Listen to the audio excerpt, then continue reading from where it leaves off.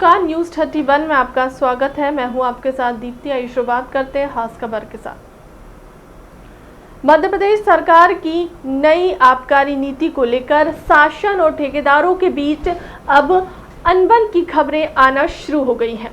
भोपाल में शराब ठेकेदार हड़ताल पर उतर आए हैं। शुक्रवार से इसका असर शराब दुकानों पर नजर आने लगा है।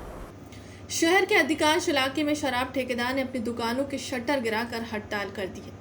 इस मामले को सुलझाने को लेकर कुछ ठेकेदारों ने आबकारी मंत्री से मुलाकात कर बात करने की कोशिश की थी, लेकिन मामला जमा नहीं। इस नीति में जो बात अभी सामने आ रही है उसमें देशी अंग्रेजी शराब दुकानों पर एक ही जगह खोलने, मार्जिन कम होने और माल उठाने की पाबंदी तय करना प्रमुख है।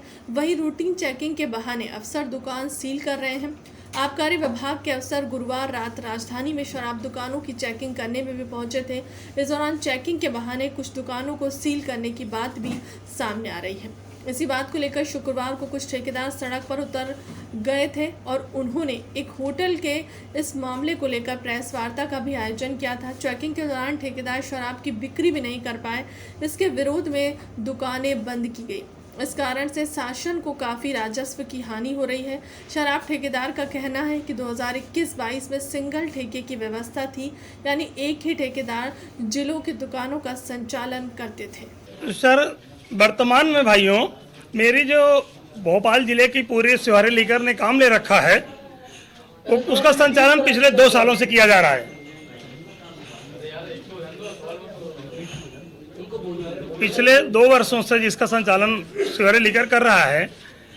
नई आबकारी नीति जो तथाकथित रूप से फेल बताई जा रही है, उसका एक ताज़ा उदाहरण ये है कि 4 महानगरों में लगभग 33% ही रेवेन्यू सरकार ने अभी तक अर्जित कर पाया है। उसमें भोपाल और इंदौर और आपका जबलपुर और ग्वालियर भी आता है और उसी कैटेगरी में भोपाल इंदौर आता है। लेकिन अभी जब द्वितीय टेंडर हुआ तो सरकार के पास बहुत कम रेवेन्यू आया। प्रथम चक्र में तो लोगों ने दुकानें इस स्तर से ले ली कि जो अच्छी दुकानें थी उन दुकानों को आदमी ने ले लिया जिसमें 2 पैसे उनके निकल सकते थे या लागत या पूंजी निकल सकती थी। अब सरकार को ये लगा कि इससे कारगर हम नहीं होंगे, तो ये एक प्रकार से बहुत ही छोटी हरकत है और या उसको कह सकते हैं कि इस तरीके से जो एक दबाव बनाया जा रहा है, प्रेशर बनाया जा रहा है कि लोग टेंडर डालें या हम ही लोग दुकानों को लें, तो जो किसी दुकान की वाजिब कीमत है हम वही तो दे सकते हैं। एक बात। दूसरी बात, देखिए, स्पष्टता के हिसाब से हम ये क्लियर नहीं कर सकते कि किस अधिकारी, किस आला कमान, किस नेता के हिसाब से दबाव बनाया जा रहा है। अब मैं नहीं मालूम ही नहीं है, उजागर करने की कोई स्थिति भी नहीं है, क्योंकि हमारा एक रनिंग टेंडर है। नहीं, कोई लेन देन की बात नहीं है। सरकार का एक रेवेन्यू जो हर साल सरकार अर्जित करने का प्रयास करती थी, पिछले कई 2 सालों से, विगत वर्षों से कोविड और कई प्रकार की समस्याओं के कारण लोगों के पास फाइनेंशियल कंडीशन अच्छी नहीं है और सरकार के द्वारा नीतिगत इंक्रीमेंट के हिसाब से ठेकेदार इस स्थिति को बहुत ही चुनौतीपूर्ण रूप से ले रहा है।